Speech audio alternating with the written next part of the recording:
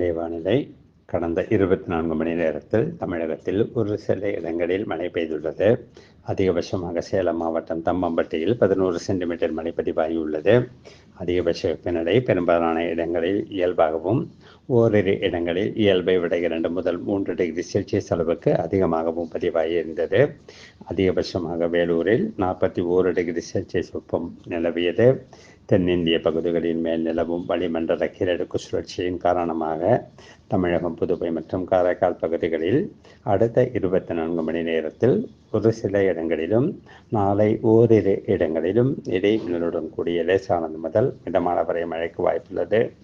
கனமழையை பொறுத்தவரை அடுத்த 24 மணி நேரத்தில் கோவை மாவட்ட மலைப்பகுதிகள், நீலகிரி, தேனி, திண்டுக்கல் உள்ளிட்ட மேற்கு தொடர்ச்சி மலையை ஒட்டியுள்ள மாவட்டங்களிலும், அரியலூர், பெரம்பலூர், திருச்சி, தஞ்சை, கடலூர், கள்ளக்குறிச்சி, சிவகங்கை, புதுக்கோட்டை உள்ளிட்ட உள் மாவட்டங்களிலும் ஓரிரு இடங்களில் கனமழைக்கு வாய்ப்புள்ளது.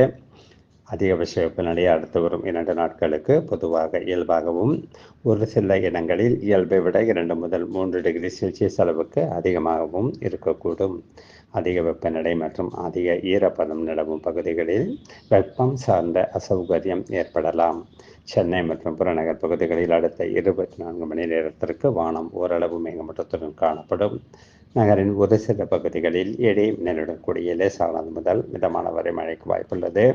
அதிகபட்ச வெப்பநிலை 36 முதல் 37 டிகிரி செல்சியஸ் அளவில் இருக்கக்கூடும். அடுத்து வரும் 5 நாட்களுக்கு மீனவர்களுக்கான எச்சரிக்கை எதுவும் இல்லை.